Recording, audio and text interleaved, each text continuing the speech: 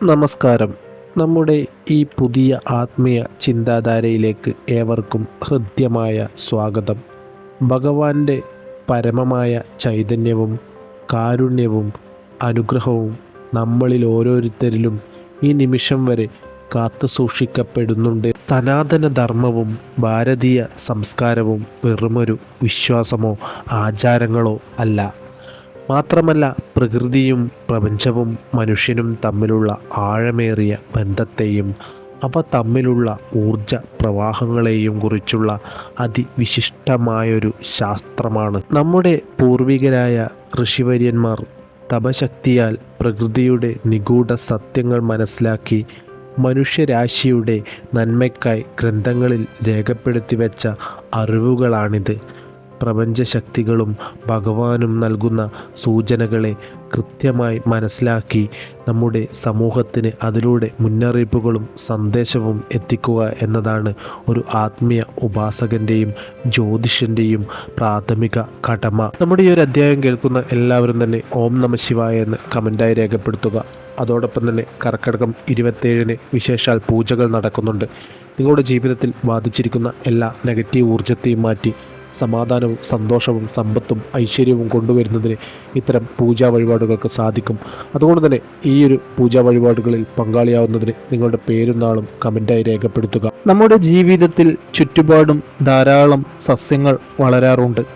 സന്തോഷത്തിനായി നാം നട്ടുവളർത്തുന്നവയും എന്നാൽ നാം വിതയ്ക്കാത്തതും നടാത്തതുമായ സസ്യങ്ങൾ താനെ മുളച്ചു പൊന്താറുണ്ട്. നാം അറിയാതെ വീടിനോട് ചേർന്ന് വളരുന്ന പല ചെടികളും വലിയ വാസ്തുദോഷങ്ങൾ ഉണ്ടാക്കാം. ശത്രുദോഷവും അസൂയയും ഈ ലോകത്ത് നല്ല ചിന്താഗതി ഉള്ളവരെ പോലെ തന്നെ മറ്റുള്ളവരുടെ തകർച്ചയിലും കണ്ണീരിലും സന്തോഷം കണ്ടെത്തുന്ന ആളുകളുമുണ്ട്. നമ്മുടെ വളർച്ചയിൽ അസൂയപ്പെടുന്നവർ നാം അറിയാതെ ഇത്തരം ദോഷകരമായ ചെടിയുടെ വിത്തുകൾ വീട്ടുപറമ്പിൽ പാകിയേക്കാം. നാം നമ്മുടെ ദിനചര്യകളിൽ മുഴുകി ഇതൊന്നും ശ്രദ്ധിക്കാതെ പോകുമ്പോൾ വീടിൻ്റെ ഏതെങ്കിലും കോണിൽ ഇരുപ്പുറപ്പിക്കുന്ന ഈ ദോഷങ്ങൾ വളർന്നു വലിയ പൂവിടുമ്പോൾ, അതായത് ഈ സസ്യങ്ങൾ പൂവിടുമ്പോൾ ജീവിതത്തിൽ ദുരിതങ്ങളും കഷ്ടപ്പാടുകളും വർദ്ധിക്കുന്നു. സസ്യങ്ങൾക്കും മറ്റ് ജീവജാലങ്ങൾക്കുമെല്ലാം തന്നെ അതിൻ്റെതായ പ്രത്യേക എനർജി ഫീൽഡ് ഉണ്ട്. അതായത് വീടിനകത്തെ നെഗറ്റീവ് ഊർജം കടന്നു വരുമ്പോൾ കുടുംബത്തിൽ അനാവശ്യ കലഹങ്ങൾ, ധനനഷ്ടം, വിട്ടുമാറാത്ത രോഗങ്ങൾ, ജോലികളിൽ തടസ്സങ്ങൾ, പല വിധത്തിലുള്ള ദുഃഖ ദുരിതങ്ങളും നിങ്ങളുടെ ജീവിതത്തിലേക്ക് കടന്നു വരും. എന്നാൽ നാം നേരത്തെ പറഞ്ഞതുപോലെ ഇങ്ങനെയുള്ള കാര്യങ്ങളെല്ലാം വലിയ തകർച്ചയ്ക്കു ശേഷമായിരിക്കും നാം ആലോചിക്കുന്നത്. എന്തുകൊണ്ടാണ്? അല്ലെങ്കിൽ ഒരു ജ്യോത്സ്യൻ്റെ അടുത്തേക്ക് പോകുമ്പോഴേക്കും നമ്മുടെ തകരാവുന്നതിൻ്റെ പരമാവധി തകർന്നു കാണും. അത് തിരിച്ചറിയാതെ പോകുന്നതാണ് നമ്മുടെ ഏറ്റവും വലിയ നഷ്ടം. എന്നാൽ ചില ആളുകൾ ഇത്തരം കാര്യങ്ങൾ ജീവിതത്തിൽ ഉണ്ടാകുന്ന പല മാറ്റങ്ങളെയും പെട്ടെന്ന് തിരിച്ചറിയുകയും അതിനുവേണ്ട പ്രതിവിധികൾ എടുക്കുകയും ചെയ്യുന്നു. അത്തരം ആളുകൾ ജീവിതത്തിൽ വലിയ രീതിയിലുള്ള ദുരന്തങ്ങൾ ഉണ്ടാവാറില്ല. ഇതെല്ലാം അവഗണിച്ച് ഇതെല്ലാം വെറുതെയാണ്, ഇങ്ങനെയുള്ളതൊന്നും സംഭവിക്കാൻ പോകുന്നില്ല എന്നുള്ള ചിന്താഗതിയിൽ നടക്കുന്ന പല ആളുകൾക്കും ജീവഹാനി വരെ സംഭവിച്ചേക്കാം. മനോഹരമായ ഗാർഡനുകളും ബാഹ്യമായ ഭംഗിയുള്ള പൂക്കളും നട്ടുവളർത്താൻ പ്രത്യേകിച്ചും സ്ത്രീകൾ ഏറെ താല്പര്യം കാണിക്കാറുണ്ട്. എന്നാൽ കണ്ണിന് കുളിർമ നൽകുന്ന എല്ലാ ചെടികളും വീടിന് ഐശ്വര്യം പ്രദാനം ചെയ്യണമെന്നില്ല. വാസ്തുശാസ്ത്രത്തിലും ലക്ഷണശാസ്ത്രത്തിലും നിമിത്തശാസ്ത്രത്തിലും ഓരോ ദിശയ്ക്കും സ്ഥാനങ്ങൾക്കും വലിയ പ്രാധാന്യമുണ്ട്. പ്രകൃതിയുടെ മുന്നറിയിപ്പ്, അതായത് നിങ്ങളുടെ ജാതകത്തിലോ സമയത്തിലോ കഷ്ടകാലം തുടങ്ങുമ്പോൾ അത് പ്രകൃതിയിൽ നൽകുന്ന നിമിത്തമായി ചില ചെടികൾ വീട്ടുപരിസരത്ത് വളരുകയും പൂവിടുകയും ചെയ്യുന്നു. പ്രിയപ്പെട്ടവരെ, നാം മനസ്സിലാക്കുക, ആ ചെടി സാധാരണ നിൽക്കുമ്പോഴതിനേക്കാൾ വലിയ നെഗറ്റീവ് എനർജിയാണ് പൂവിട്ട് നിൽക്കുമ്പോൾ പുറന്തള്ളുന്നത്.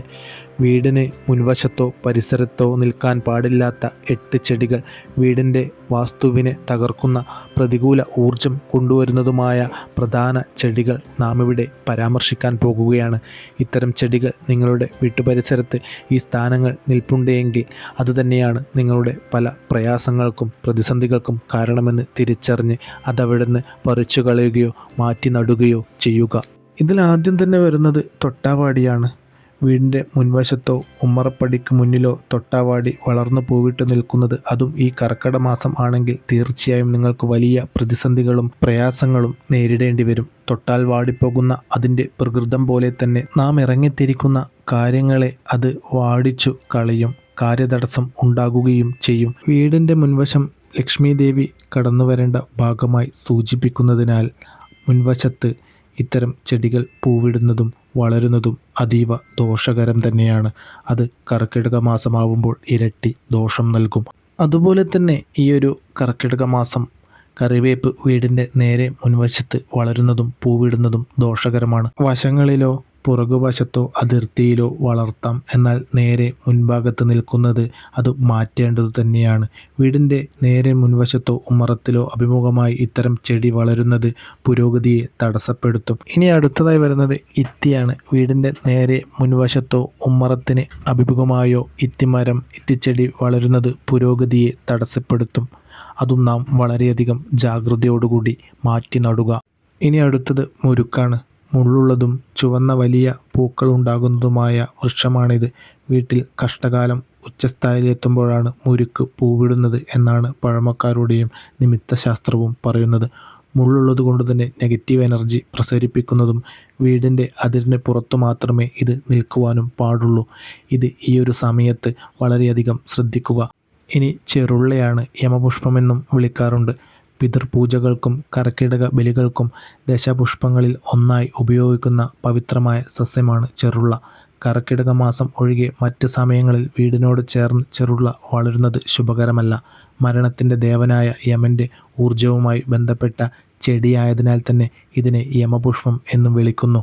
പ്രത്യേകിച്ചും വീടിൻ്റെ തെക്കുഭാഗത്ത് ഇത് പൂവിട്ട് നിൽക്കുന്നത് ആയുസ്സിനും ആരോഗ്യത്തിനും ദോഷകരമാണ്. ഇനി നാരകമാണ്. നാരകം നട്ടിടത്ത് നാശം മാത്രം എന്നൊരു പഴമൊഴി തന്നെയുണ്ട്. ഒരുപക്ഷെ നമ്മുടെ സ്വന്തം ഇഷ്ടപ്രകാരമോ അല്ല എങ്കിൽ നമ്മുടെ ശത്രുക്കൾ തന്നെ കൊണ്ടുതരുന്ന നാരകത്തൈ ആയാലും ഒരു കാരണവശാലും വീട്ടിൽ നടരുത്. ദുഃഖവാർത്തകൾ വർദ്ധിക്കാൻ ഇത് കാരണമാകും. വളർത്തണമെങ്കിൽ വീട്ടുപറമ്പിൽ നിന്നും ദൂരെ മാറി നടാം. ഈ ഒരു കർക്കിടക മാസം ഇവയിൽ നിന്നെല്ലാം ധാരാളം നെഗറ്റീവ് ഊർജം നമ്മുടെ ജീവിതത്തിലേക്ക് കടന്നു വരാം. ഇനി അടുത്തതായി വരുന്നത് കള്ളിമുൾ ചെടിയും കടലാസ് ചെടിയുമാണ്. ബോഗൺവില്ല എന്നെല്ലാം അറിയപ്പെടുന്നത്. ഇത് വീടിനോട് ചേർന്ന് ഇവ വളരുന്നത് കുടുംബ ബന്ധങ്ങളിൽ വിള്ളലുണ്ടാക്കുകയും കടുത്ത വേദന നൽകുകയും ചെയ്യും. അതിരിൻ്റെ കോണിലോ മതിലിനോടോ ചേർന്നോ മാത്രം ഇവ നട്ടു വളർത്തുക. ഇനി അടുത്തതായി വരുന്നത് പപ്പായയും മൊസാന്തയുമാണ്. പപ്പായ നല്ലൊരു ഫലമാണെങ്കിലും വീടിൻ്റെ തറയോടോ തറക്കല്ലുകളോടോ ചേർന്ന് നിൽക്കുന്നത് വാസ്തുദോഷമുണ്ടാക്കും. മൊസാന്ത കാണാൻ മനോഹരമാണെങ്കിലും വീടിനോട് ചേർന്ന് നിൽക്കുമ്പോൾ അത് നെഗറ്റീവ് എനർജി വർദ്ധിപ്പിക്കും. ഈ ഒരു കർക്കിടക മാസത്തിൽ ഇത്തരം ചെടികളെല്ലാം നമ്മുടെ ജീവിതത്തിലേക്ക് വലിയ രീതിയിലുള്ള നെഗറ്റീവ് ഊർജം ഈ ഒരു സ്ഥാനത്ത് നിൽക്കുകയാണെങ്കിൽ നൽകും. അതുകൊണ്ട് തന്നെയാണ് ഇവ നമ്മുടെ അരികിൽ നിന്ന് മാറ്റി അകലെ നടണമെന്ന് പറയുന്നത്. അല്ലാതെ നമ്മുടെ ജീവിതത്തിൽ വലിയ ദുഃഖങ്ങളും ദുരിതങ്ങളും വേദനകളുമാണ് എന്ന് പറഞ്ഞുകൊണ്ട് കരഞ്ഞതുകൊണ്ട് കാര്യമില്ല. വസ്തുപരമായും നിമിത്തപരമായും എല്ലാ കാര്യങ്ങളിലും ശ്രദ്ധ കൊടുക്കുന്നവരുടെ ജീവിതത്തിൽ ഇത്തരം പ്രയാസങ്ങൾ ഒരു പരിധിവരെ കുറവായിരിക്കും. വീട്ടിലേക്ക് ഐശ്വര്യവും സമാധാനവും സന്തോഷവും കൊണ്ടുവരുന്നതിന് പോസിറ്റീവ് ഊർജ്ജമുള്ള സസ്യങ്ങൾ നട്ടു വളർത്തുക. പ്രത്യേകിച്ച് ഈ ഒരു കർക്കിടക മാസത്തിലെല്ലാം തന്നെ തുളസിച്ചെടി, മുല്ല തുടങ്ങിയ സസ്യങ്ങൾ വീട്ടുമുറ്റത്ത് വളർത്തുമ്പോൾ അവിടെ ലക്ഷ്മി ചൈതന്യവും ശാന്തിയും സന്തോഷവും നിറഞ്ഞു നിൽക്കുന്നു. ഈ ഒരു കർക്കിടക മാസത്തിൽ ദോഷകരമായ സസ്യങ്ങൾ കണ്ടാൽ ഉടൻ നീക്കം ചെയ്യുക. ഈ ഒരു സമയത്ത് എല്ലാ വീടുകളിലും സന്ധ്യാനാമവും രാമായണ പാരായണവുമെല്ലാം നടക്കുന്നത് അതീവ ശുഭകരം തന്നെയാണ്. അതോടൊപ്പം തന്നെ ക്ഷേത്ര ദർശനവും നടത്തുക. ശ്രീരാമക്ഷേത്രം അടുത്തുണ്ട് എങ്കിൽ ശ്രീരാമക്ഷേത്രത്തിൽ ദർശനം നടത്തുക. മഹാവിഷ്ണു ക്ഷേത്രമാണ് ഉള്ളതെങ്കിൽ അവിടെ ദർശനം നടത്തി പ്രാർത്ഥിച്ച് വഴിപാടുകൾ ചെയ്യുക. നിങ്ങളുടെ തൊട്ടടുത്തുള്ള ക്ഷേത്രത്തിലെങ്കിലും നിങ്ങൾ ആഴ്ചയിൽ ഒരു ദിവസമെങ്കിലും ക്ഷേത്ര ദർശനം നടത്തുന്നത് വളരെയധികം പോസിറ്റീവ് എനർജി നിങ്ങളുടെ ജീവിതത്തിലേക്ക് കൊണ്ടുവരും. നിങ്ങളുടെ ജീവിതത്തിൽ ബാധിച്ചിരിക്കുന്ന എല്ലാ നെഗറ്റീവ് ഊർജ്ജത്തെയും ഇല്ലാതാക്കുവാനും ഇത് സഹായിക്കും. കർക്കിടക മാസത്തിൽ നിങ്ങൾക്ക് സാധ്യമാകുന്ന സമയങ്ങളിലെല്ലാം ക്ഷേത്ര ദർശനം നടത്തുക. രാമായണം പാരായണം ചെയ്യുക. അതോടൊപ്പം തന്നെ നിങ്ങൾ പ്രാർത്ഥിക്കുന്ന, നിങ്ങൾ വിശ്വസിക്കുന്ന ആ പ്രപഞ്ചശക്തിയെ രാത്രി ഉറങ്ങുമ്പോഴും രാവിലെ ഉണരുമ്പോഴും മനസ്സിൽ ധ്യാനിക്കുക. ഈ ഒരു വിജ്ഞാനപരമായ ആത്മീയ സന്ദേശം വെറുമൊരു കഥ കേൾക്കുന്നത് പോലെ കേട്ട് തള്ളിക്കളയരുത്. പ്രപഞ്ചവും ദൈവവും നൽകുന്ന മുന്നറിയിപ്പുകൾ സമയബന്ധിതമായി തിരിച്ചറിഞ്ഞ് പ്രവർത്തിക്കുന്നതാണ് ബുദ്ധി. വിട്ടുപടിക്കൽ നാശവും ദുരിതങ്ങളും എത്തുന്നതിന് മുൻപ് നാം ഉണർന്ന് പ്രവർത്തിക്കണം. ഈ അറിവ് നിങ്ങൾക്ക് ലഭിച്ചത് ഈശ്വരാനുഗ്രഹം കൊണ്ടുതന്നെയാണ്. നിങ്ങളുടെ പ്രാർത്ഥനകളുടെയും വഴിപാടുകളുടെയും ശക്തി കൊണ്ടുതന്നെയാണ്. കഷ്ടപ്പാടുകളിലൂടെ കടന്നുപോകുന്ന നിങ്ങളുടെ ബന്ധുമിത്രാദികളിലേക്കും സുഹൃത്തുക്കളിലേക്കും ഇത് ഷെയർ ചെയ്യുക. അവർക്കും നമ്മുടെ കർക്കിടക പൂജകളിലും പ്രാർത്ഥനകളിലും പങ്കാളിയാവുവാൻ സാധിക്കുന്നതാണ്. മറ്റുള്ളവർക്ക് നന്മ വരണമെന്ന് നിസ്വാർത്ഥമായി ആഗ്രഹിക്കുമ്പോൾ പ്രപഞ്ചം നിങ്ങൾക്ക് ഇരട്ടി ഫലം നൽകുന്നു. എല്ലാവരും ഓം നമഃ ശിവായ എന്ന് കമൻ്റായി രേഖപ്പെടുത്തുക. നിങ്ങളുടെ ഏവരുടെയും ജീവിതത്തിൽ സമാധാനവും സന്തോഷവും ഐശ്വര്യവും സമ്പത്തും നിറഞ്ഞു നിൽക്കട്ടെ എന്ന് നാം പ്രാർത്ഥിക്കാം. നമ്മുടെ പ്രാർത്ഥനകളിൽ നിങ്ങളെ ഉൾപ്പെടുത്താം. ഇത്തരം വിശ്വാസ സംബന്ധമായ അറിവുകൾ നിങ്ങളിലേക്ക് എത്തുന്നതിന് ഈ ചാനൽ പിന്തുടരുക. നന്ദി, നമസ്കാരം.